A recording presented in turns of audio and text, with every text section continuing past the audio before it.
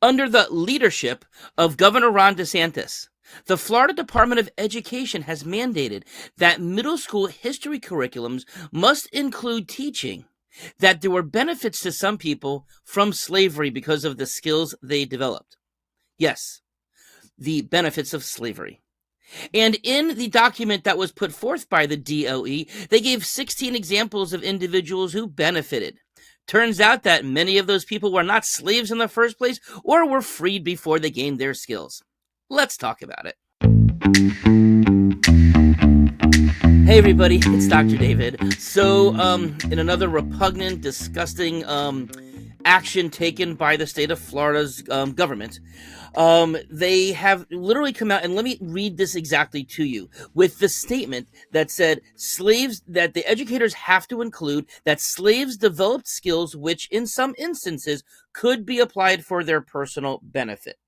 Okay? Now, this is, already the state has been accused of doing things to disenfranchise and to intimidate voters because and a high proportion of those people are Black individuals. They still refuse to acknowledge that systemic racism was a formative part of the formation of our country, i.e. through slavery, but other things as well. And of course, the systemic racism still exists today. Now, are you overly surprised? I guess nothing surprises anymore that the state is now wanting to teach about the benefits of slavery. Okay. Now, let's first and all say there are no benefits of slavery. There never ever was, and there never ever will be. Okay. We're talking frickin' slavery here. We shouldn't even be mentioning the words benefit and slavery in the same sentence, unless you want to make it a negative. Now, why am I talking about this? So, as a holistic pediatrician, of course, I am involved in my patients and in children's education, helping people choose like what kind of education they may want, etc. And this type of statement, at least in the public school system, is impacting all children, not just that it can minimize this and create a mental health impact, because if Black children are hearing a minimization of slavery, of hearing any kind of positive tone put to it, that can be pretty confusing to them, right? Because I'm sure that almost all of them, if not all of them, were taught about the evils of the things that probably happened to their ancestors. Okay. Now, also on top of that, this could be confusing to any child because, again, most children by middle school have heard about slavery in our country and would not necessarily be thinking in terms of those benefits. So there can be confusion all over the place. Okay. Now, as far as this being added to the curriculum, okay, this implies that, first of all, that the enslaved people who benefited wouldn't have obtained their skills for slavery.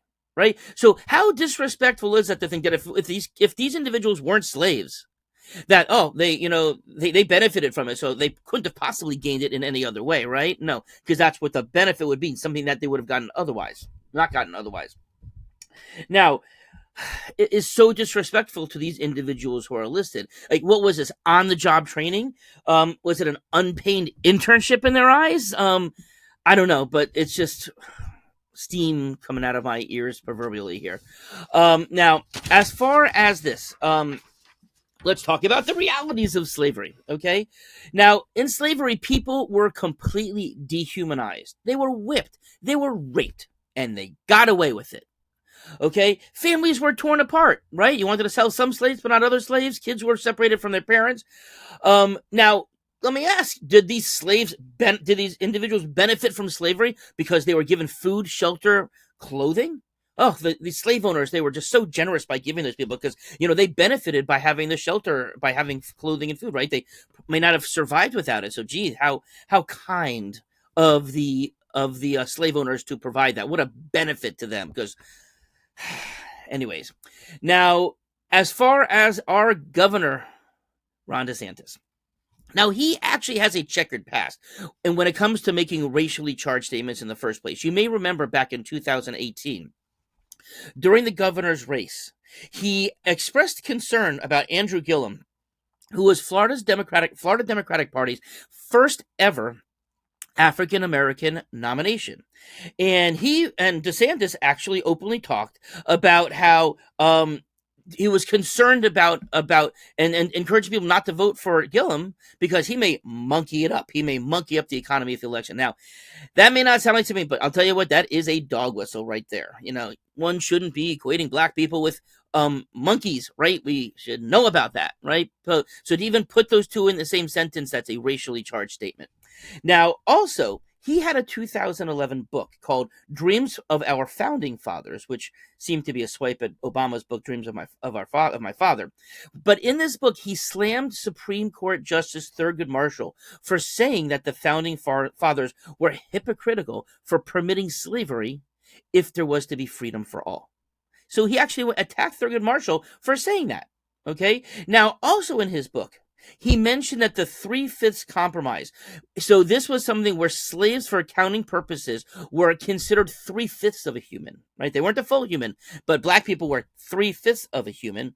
And that he said that that for the purpose of representation in government, that it benefited the anti-slavery states. So again, benefit. What is with this guy and benefiting African American people, be it slaves or just in terms of how, again, you shouldn't talk about benefits and slavery in the same sentence, okay? But what kind of mind would ever think in any way, shape, or form that calling a black person 3/5 of a person would be beneficial in any way, right? That's just, where's the mind going with this? What kind of person does this kind of thing over and over again? Okay.